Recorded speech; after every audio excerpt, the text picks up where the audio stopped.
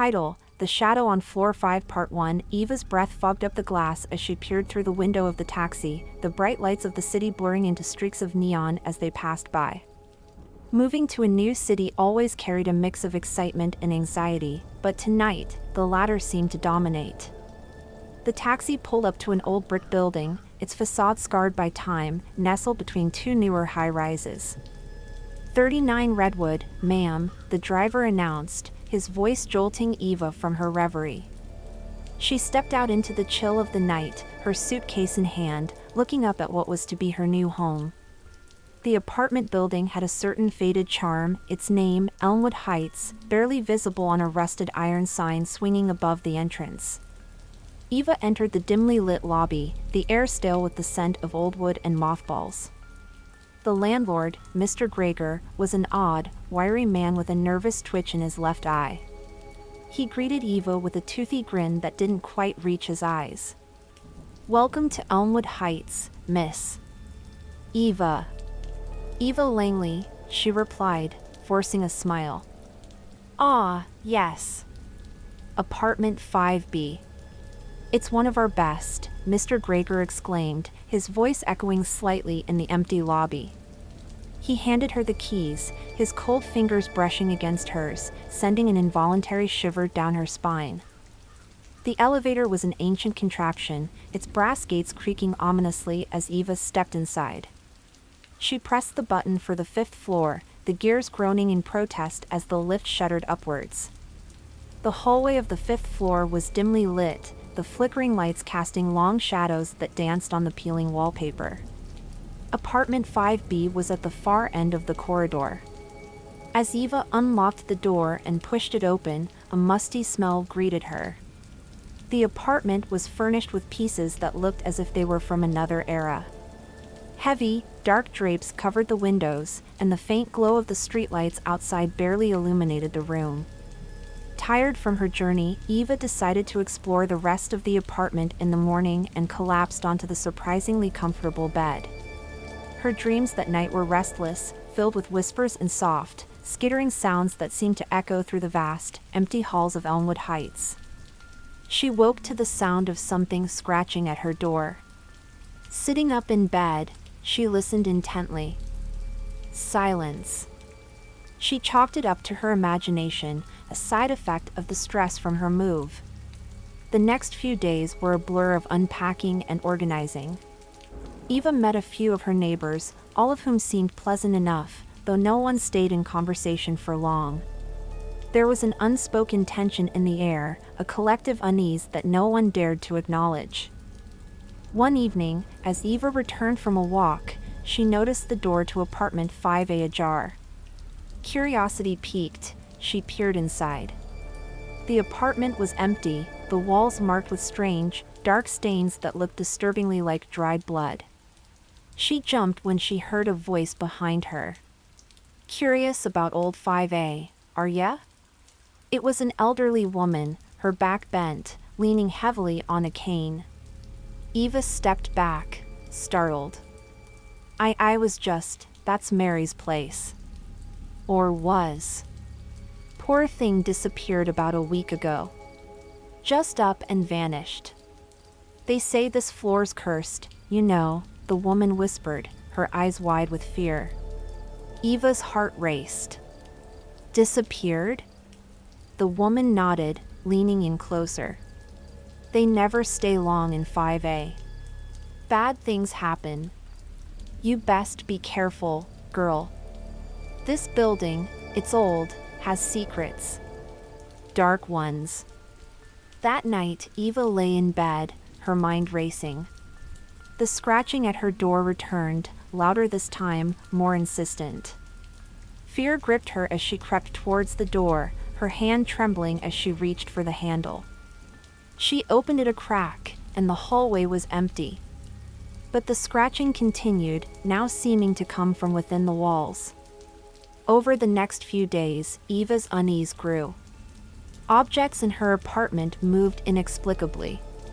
She heard whispers, felt cold drafts pass through rooms with closed windows. Her neighbors' behavior grew more erratic, their glances more paranoid.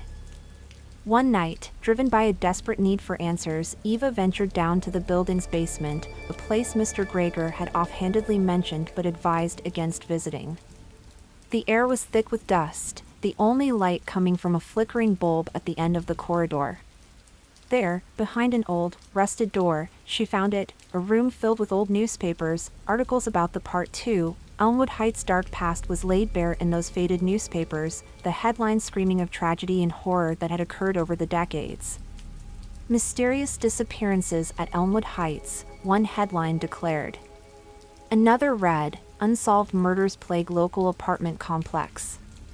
Eva's hands trembled as she leafed through the papers, the dim light casting eerie shadows on the walls around her. The stories detailed various tenants who had vanished without a trace, their belongings left behind, doors locked from the inside. There were no signs of forced entry, no signs of struggle, just an empty apartment and a lingering sense of dread. Others spoke of gruesome deaths, bodies discovered in horrific states, with wounds that no human could inflict. As Eva dug deeper, a pattern emerged. Every incident occurred in the apartments surrounding hers, especially apartment 5A. A cold realization washed over her, the apartment she had looked into, the one belonging to the missing Mary. Each article hinted at supernatural causes, dismissed by authorities but whispered about by the residents. Stories of shadows moving against the grain of normal motion, of chilling screams in the dead of night when no one was supposed to be home. Eva's mind raced as she connected the dots. The building's cursed reputation, the warnings from her elderly neighbor, the strange occurrences in her own apartment, they all pointed to something sinister residing within Elmwood Heights. Determined to uncover the truth, Eva decided to speak with the longest residing tenant of the building, old Mr. Thompson, who lived on the ground floor. Her visit to Mr. Thompson was met with a hesitant welcome. The old man's apartment was cluttered with relics from a bygone era, the air thick with the scent of mildew. "I've seen many come and go," he began, his voice a raspy whisper. "Most don't stay long, not after they sense it." "Sense what?" Eva urged, her voice barely above a whisper. "The darkness," Mr. Thompson replied, glancing nervously towards the dimly lit hallway outside his door. "It's alive, feeding on fear, thriving on the souls it ensnares. This building, it's more than just brick and mortar. It's a beacon, a trap for the unwary." Eva listened, her heart pounding in her chest, as Mr. Thompson recounted tales of the shadow, a formless, malevolent force that roamed the halls at night. It slipped through cracks, under doors, into the dreams of the tenants. According to him, the shadow was the guardian of a terrible secret, a pact made long ago that bound it to the building. Armed with this chilling knowledge, Eva returned to her apartment, more determined than ever to find a way to break the cycle of horror. That night, she set up a camera to capture any abnormal occurrences while she slept. The next morning, she reviewed the footage, her breath catching in her throat as she watched a shadowy figure linger by her bed, its form blurry and shifting unnaturally. Fueled by a mix of terror and resolve, Eva decided to confront the entity. She waited until midnight, the time when the disturbances seemed most potent. Sitting in the darkness of her living room, she spoke into the emptiness, "I know you're here. Show yourself." The air grew colder, the shadows in the corners of the room deepening. A low hum filled the space, vibrating through the floor and walls. Then, silence. Eva held her breath, her eyes scanning the darkened room. Suddenly, the shadows coalesced in the center of the room, forming a tall, thin silhouette that seemed to suck the light from the air around it. "I'm not afraid of you," Eva stated, her voice trembling despite her bravado. The shadow shifted, its form blurring and then sharpening. A voice, if it could be called that, emanated from it, a chilling whisper that seemed to come from everywhere and nowhere. "You should be." As Eva faced the shadow, questions raced through her mind. What was the pact? How could it be broken? Was she doomed to become another victim, or was there still a chance to save herself and the other tenants? Determined to find answers, Eva stepped closer to the shadow, her resolve hardening. The air around her crackled with a palpable tension, the outcome of her confrontation uncertain. The shadow loomed larger, and Eva felt the darkness tug at the edges of her soul, a prelude to a battle of wills that was yet to come.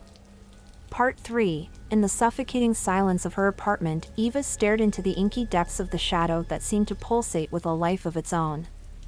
The whispering voice grew louder, a cacophony of voices that filled the room with dread.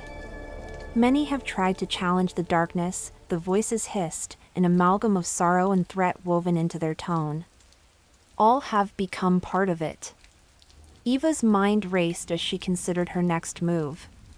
Ignoring the churning fear in her gut, she demanded, "What do you want? Why haunt this place?" The shadow's form oscillated, expanding and contracting like a living breath. This building is built upon the foundations of forgotten horrors, ancient wrongs that have seeped into the very mortar. We are bound to it, custodians of despair. Desperate for answers, Eva pushed further. Who made the pact? How can it be broken? Her voice was steady now, emboldened by the shadow's willingness to communicate. A chilling laugh echoed through the room, reverberating against the walls and in the pit of Eva's stomach. The pact was made long before you were born, human. Its architects long dead, its terms lost to time. But know this, the pact feeds on the souls of the living. Only a sacrifice of equal weight can break it. Sacrifice? Eva's voice cracked. The idea of such a thing was abhorrent, but she needed to understand all the same. What kind of sacrifice? Freedom for one demands the entrapment of another, the shadow replied cryptically. It began to dissipate, melting into the walls, its voice trailing into a whisper. Seek the keeper of records. Only through the past can you alter the future. As the shadow vanished, leaving Eva alone in the dim light of her living room, her heart pounded fiercely against her ribcage. She was left with more questions than answers, her mind spinning with the shadow's ominous parting words. The next morning, Eva headed to the city library, determined to dig into the history of Elmwood Heights. The building was more than a century old, its origins murky and records sparse. Hours spent in the dusty archives unearthed a troubling pattern of ownership and a series of tragic events that seemed more than coincidental. Eva discovered that Elmwood Heights was originally built by a reclusive magnate, Cornelius Hargrove, whose wife had died under mysterious circumstances within the building. The newspapers from that time hinted at occult practices, though nothing was ever proven. After Hargrove's own disappearance, the building changed hands multiple times, each owner succumbing to either madness or despair.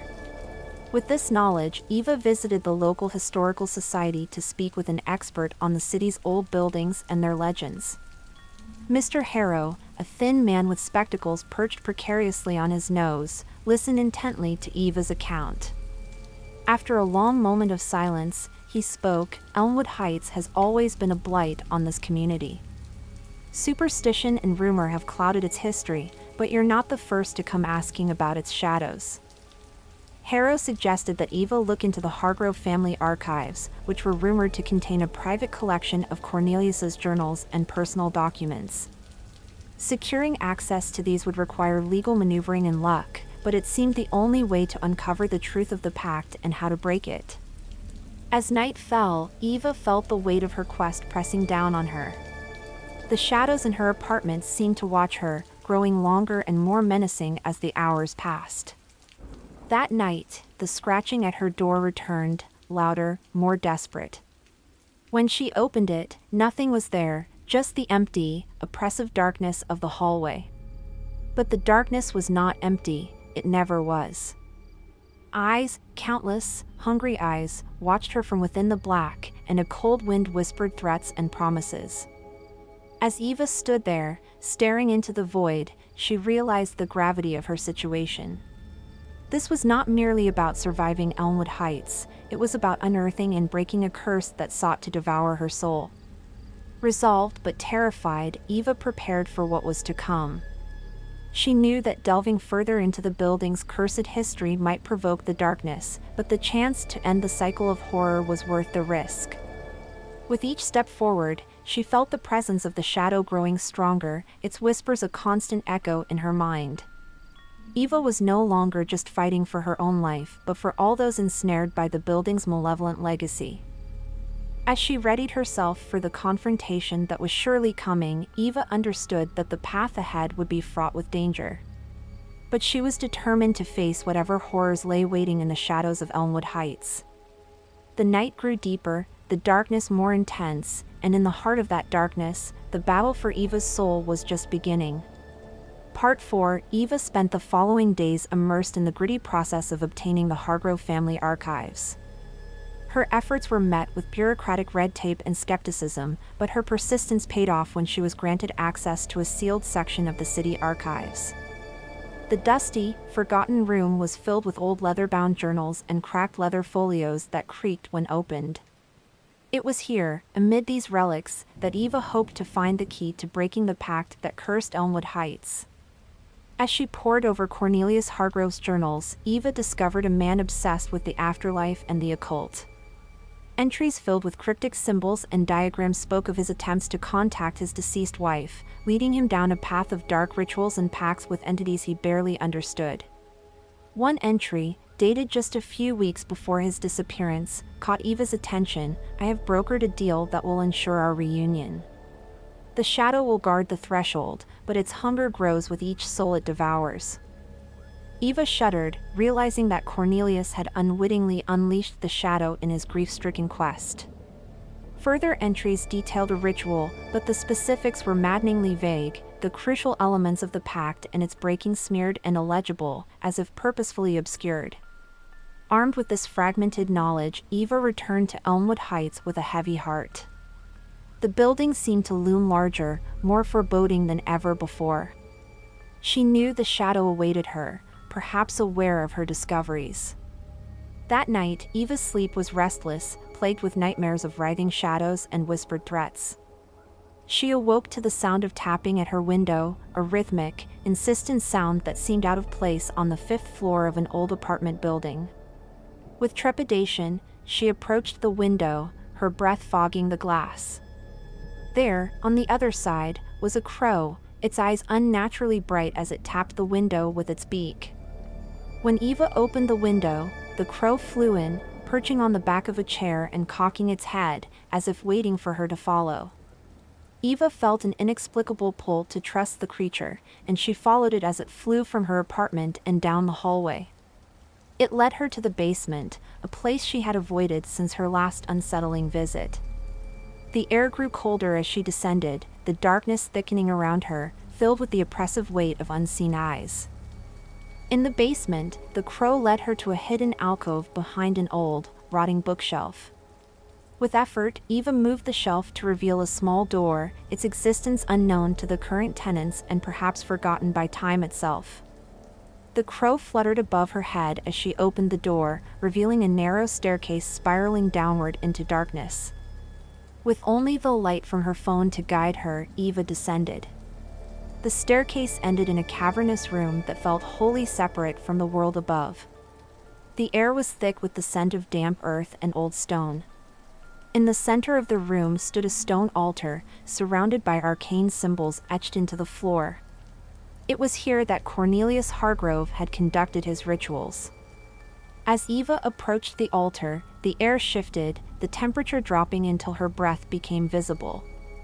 A whisper filled the room, the same chilling voice from her apartment, but stronger now, more corporeal. "You have found the heart of the pact," the shadow hissed as it materialized before her.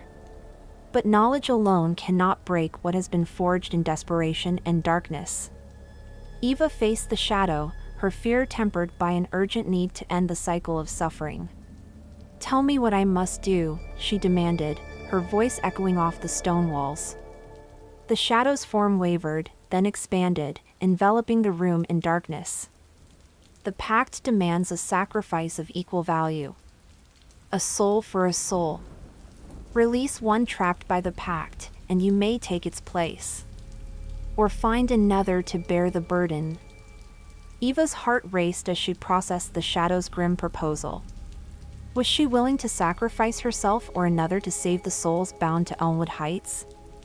As she contemplated this dire choice, the crow cawed loudly, drawing her attention to a series of inscriptions around the altar that she hadn't noticed before. They spoke of a reversal ritual, one that could potentially free the shadow's hold without the need for a sacrifice. Determined to find another way, Eva studied the inscriptions, her mind working furiously to piece together the fragmented ritual. The shadow watched, its presence a palpable pressure against her psyche. "Beware, human," it whispered.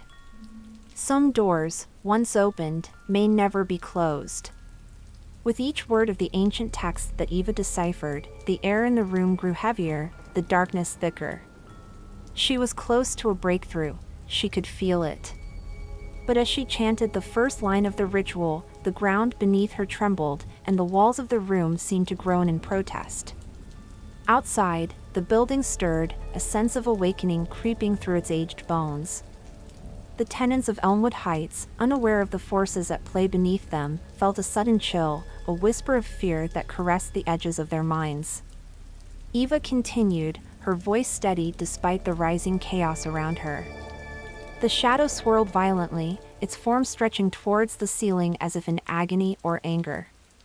The battle for Elmwood Heights was far from over, and Eva was at its epicenter, her resolve the only light in the encroaching darkness. As the ritual neared its climax, the very fabric of reality seemed to warp within the basement chamber. Eva knew that whatever the outcome, the consequences would be irrevocable. With one final incantation left to speak, she braced herself, ready to face the darkness or be consumed by it.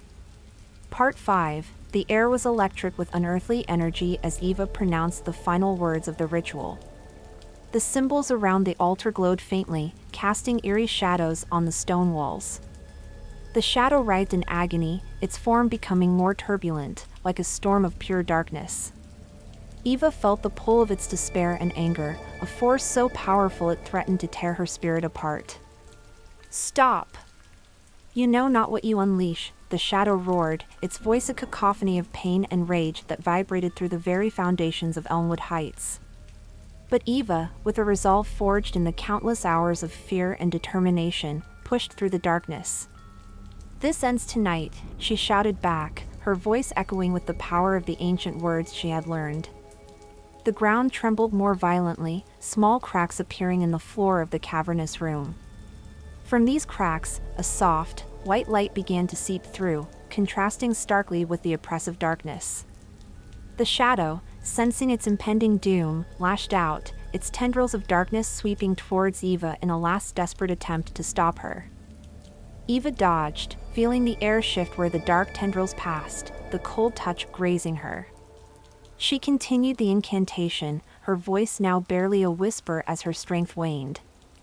The white light grew brighter, enveloping the room, pushing back against the darkness. The shadow's form began to disintegrate, its cries of anguish filling the air, a sound so heartrending that Eva nearly faltered. But then, silence fell. The light had consumed the darkness entirely, leaving only the stone altar and the ancient inscriptions glowing gently in the now peaceful chamber. Eva collapsed to the floor, exhausted, her breaths coming in short, ragged gasps. The battle was over, but the silence that followed was heavy, filled with the weight of what had transpired. As she lay there, Eva realized the building above was silent too.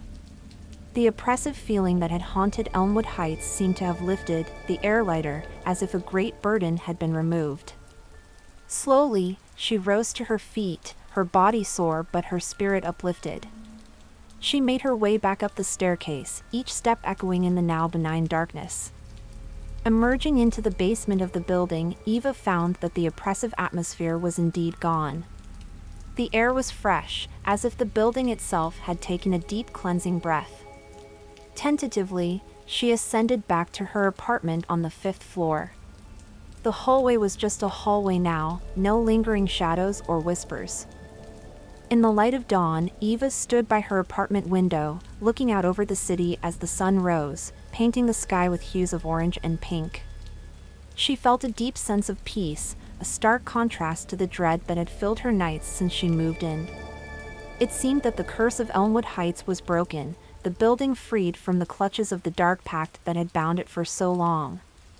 However, as the city woke below her, a subtle unease prickled at the back of Eva's mind.